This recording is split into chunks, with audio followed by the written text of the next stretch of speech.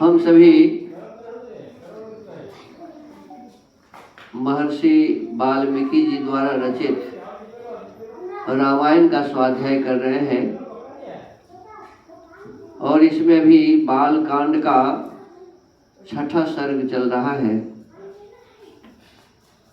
पिछले दिनों हमने जाना था कि अयोध्या इस प्रकार की नगरी थी, वहाँ जितने भी लोग रहते थे वेद के 6 अंगों के सभी विद्वान थे। शिक्षा, कल्प, व्याकरण, निरुक्त, छंद और ज्योतिष, सभी अंगों के बड़े बड़े विद्वान होते थे। और लिखा हुआ है कि कोई भी ऐसा नहीं था जो इसको नहीं जानता था।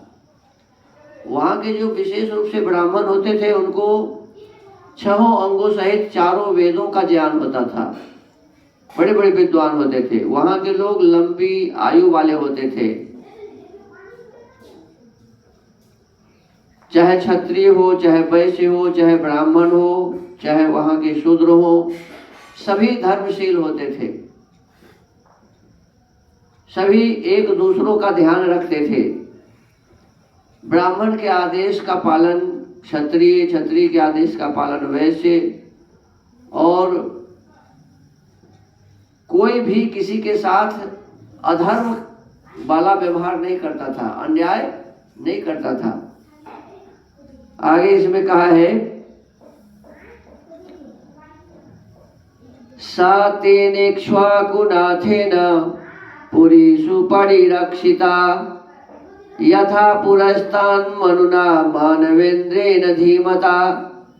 इक्ष्वाकु कुल के स्वामी राजा दशरथ अयोध्यापुरी की रक्षा उसी प्रकार करते थे जैसे बुद्धिमान महाराज मनु ने पूर्व काल में उसकी रक्षा की थी। योधा नाम अग्निकल्पानां पेशलानाम मर्षिणां संपूर्णाकृत विद्यानां गुह्य केसरीणामिव। शौर्य की अधिकता के कारण अग्नि के समान दुर्धर्ष,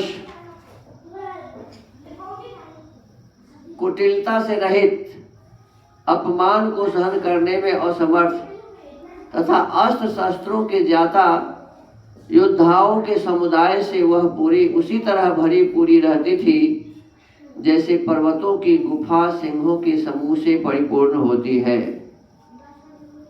काम्बोज विषये जातैर बाहनिकैश्च यतो हयोत्तमैः वनायुजैर्नदीजैश्च पूर्णा हरिहयोत्तमैः। काम्बोज और वाहनिक देश में उत्पन्न हुए उत्तम घोड़ों से, वनायु देश के अश्वों से तथा सिंधु नद के निकट पैदा होने वाले दरियाई घोड़ों से, जो इंद्र के अश्व उच्च श्रवा के समान श्रेष्ठ थे, अयोध्यापुरी भरी रहती थी। विंध्य पर्वत जैर्मत्तैः पूर्णा हैमवतैरपि मदान्वितैरति बलैर् मातंगैः पर्वतोपमैः। विंध्य और हिमालय पर्वतों में उत्पन्न होने वाले अत्यंत बलशाली पर्वताकार मदमत्त गजराजों से भी वह नगरी परिपूर्ण रहती थी। ऐरावत कुलीनैश्च महापद्म कुलैस्तथा अंजनादपि निष्क्रांतैर् वामनादपि च द्वीपैः। ऐरावत कुल में उत्पन्न महापद्म के वंश में पैदा हुए तथा अंजन और वामन नामक दिग्गजों से भी प्रकट हुए हाथी उस पुरी की पूर्णता में सहायक हो रहे थे। भद्रैर्मंद्रैर्मृगैश्चैव भद्रमंद्रमृगैस्तथा भद्रमंद्रैर्भद्रमृगैर्मृगमंद्रैश्च सा पुरी नित्यमत्तैः सदा पूर्णा नागैरचला संनिभैः। सायोजने द्वे च भूयः सत्यनामा प्रकाशते यस्यां दशरथो राजा वसंजागद पालयत। हिमालय पर्वत पर उत्पन्न भद्र जाति के विंध्य पर्वत पर उत्पन्न हुए मंद्र जाति के तथा सही पर्वत पर पैदा हुए मृग जाति के हाथी भी वहां मौजूद थे। भद्र, मंद्र और मृग इन तीनों के मेल से उत्पन्न हुए शंकर जाति के, भद्र और मंद्र इन दो जातियों के मेल से पैदा हुए शंकर जाति के, भद्र और मृग जाति के संयोग से उत्पन्न शंकर जाति के तथा मृग और मंद्र इन दो जातियों के सम्मिश्रण से पैदा हुए पर्वताकार गजराज भी, जो सदा मदोन्मत्त रहते थे, उस पुरी में भरे हुए थे। 3 योजन के विस्तार वाली अयोध्या में 2 योजन की भूमि तो ऐसी थी जहां पहुंचकर किसी के लिए भी युद्ध करना असंभव था, इसलिए वह पुरी अयोध्या इस सत्य एवं सार्थक नाम से प्रकाशित होती थी, जिसमें रहते हुए राजा दशरथ इस जगत का अपने राज्य का पालन करते थे। तांग पुरीं स महातेजा राजा दशरथो महान, सौशास सविता मित्रो नक्षत्राणि व चंद्रमा।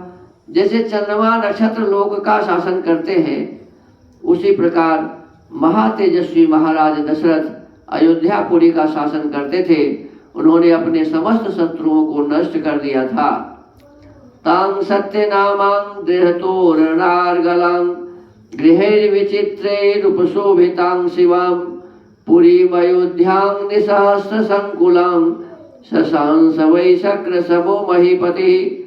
जिसका अयोध्या नाम सत्य एवं सार्थक था, जिसके दरवाजे और अर्गला सुदृढ़ थे, जो विचित्र गृहों से सदा सुशोभित होती थी, सहस्रों मनुष्यों से भरी हुई उस कल्याणमयी पुरी का इंद्रतुल्य तेजस्वी राजा दशरथ न्यायपूर्वक शासन करते थे।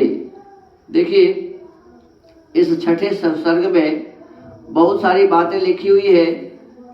इस प्रकार के हाथी थे, इस प्रकार के घोड़े थे, इस प्रकार के अन्य पशु आदि थे। ये सब तो साधारण बातें हैं। मुख्य बात यही है कि उनके राज्य में किसी भी प्रकार से कोई अज्ञानी नहीं था, अनपढ़ नहीं था, अन्यायी नहीं था, धर्म के विरुद्ध किसी का आचरण नहीं था, और इतने बलवान थे वहां के लोग कि कोई भी उनसे जीतता नहीं था। इसीलिए अयोध्या नाम था उसका, जिसे कोई भी जीत न सके। तो इस प्रकार से वह अयोध्या था। तो हम आप सभी को इस रामायण के कुछ जो प्रसंग हैं, इससे ये समझना चाहिए कि हम आप भी अपने जीवन को ऐसा बनाएं। हम भी वर्तमान समय में जो हमारा ये देश है, यह देश इतना मजबूत हो, इतना यहाँ के लोग समझदार हो, विद्वान हो कि हमसे कोई दूसरे देश वाला लोहा नहीं ले सके। हमारा सबके ऊपर में शासन हो, हम हमारी बातों को सब प्रश्रय दें, ऐसा हमें प्रयास करना चाहिए। पुराने समय में ये देश विश्व गुरु रहा है। सारे दुनिया के लोग हमसे शिक्षा पाने के लिए आते थे, और इसका कारण क्या था? यही था कि यहाँ वेद जैसे उत्तम ग्रंथ थे, अनेक शास्त्रों के बड़े बड़े दिग्गज विद्वान यहाँ होते थे, जिसकी आवश्यकता प्रत्येक मनुष्य जातियों को होती थी। एक भाई का भाई के साथ क्या संबंध हो, पिता पुत्र का क्या संबंध हो, माता के साथ पुत्र पुत्री का क्या संबंध हो, पति पत्नी एक दूसरे के साथ कैसे बर्ताव करें, हम समाज में एक दूसरों के साथ कैसे व्यवहार करें। तो हमारी जो ये व्यवस्थाएं थी ना, इस व्यवस्था को संसार के सारे लोग समझते थे कि इसकी आवश्यकता तो मुझे भी है, मैं भी अपने भाई के साथ इस प्रकार से रहूंगा, मैं भी अपने पति पत्नी के साथ ऐसे रहूंगा। तो सारे संसार के लोगों को सुख पहुंचाने के लिए हमारी ये व्यवस्थाएं थी, किसी को लूटने के लिए नहीं, किसी को तकलीफ पहुंचाने के लिए ये व्यवस्थाएं नहीं थी। तो उसी प्रकार की व्यवस्थाएं कहते न दैहिक दैहिक दैविक भौतिक तापा, राम राज काहू नहीं व्यापा। और केवल राम राज में ही नहीं, राम से पहले दशरथ का भी राज ऐसा ही था।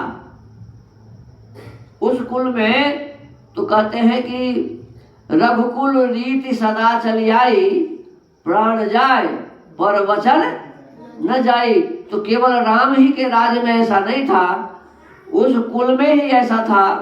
अर्थात जो भी वहां के राजा हुए सभी के हृदय में यही भाव होते थे कि हमारा जीवन अति सुंदर हो, पवित्र हो, श्रेष्ठ हो, और हमारे जीवन के साथ हमारे इस देश में रहने वाले सभी लोगों का जीवन सुंदर हो, श्रेष्ठ हो, सार्थक हो। और इस प्रकार के भाव संपूर्ण संसार के लोगों तक पहुंचता था और सारे लोग हमारे इस आदर्श को ग्रहण करने के लिए तत्पर रहते थे। आज भी ऐसा ही हो रहा है। अब देखिए, बहुत सारे देश ऐसे हैं जो हमारे जो अभी शासक हैं, हमारे शासक के विचार उनको अच्छे लगते हैं। इसलिए आप सुने होंगे कि विश्व में सबसे मुख्य व्यक्ति कौन बन गया है, तो हमारे देश का प्रधानमंत्री सारे देश में, सारे विश्व में सबसे मुख्य व्यक्ति बन गया है। क्यों? तो हमारा जो आचार है, विचार है, व्यवहार है, सिद्धांत है, किसी को दुख देने वाला नहीं है, किसी को परेशान करने वाला नहीं है, सबको सही रास्ता दिखाने वाला है। तो पहले भी हमारा ऐसा ही था, आज भी हम सभी ऐसे ही प्रयत्न करें जिससे हमारा और आपका यह देश पुनः आर्यावर्त बने, पुनः उस श्रेष्ठता को प्राप्त करे। तो आज इस छठे सर्ग का को समाप्त किए हैं हम, और कल से 7वें सर्ग का स्वाध्याय चलेगा। आज के स्वाध्याय के क्रम को यहीं विराम देते हैं। ओम।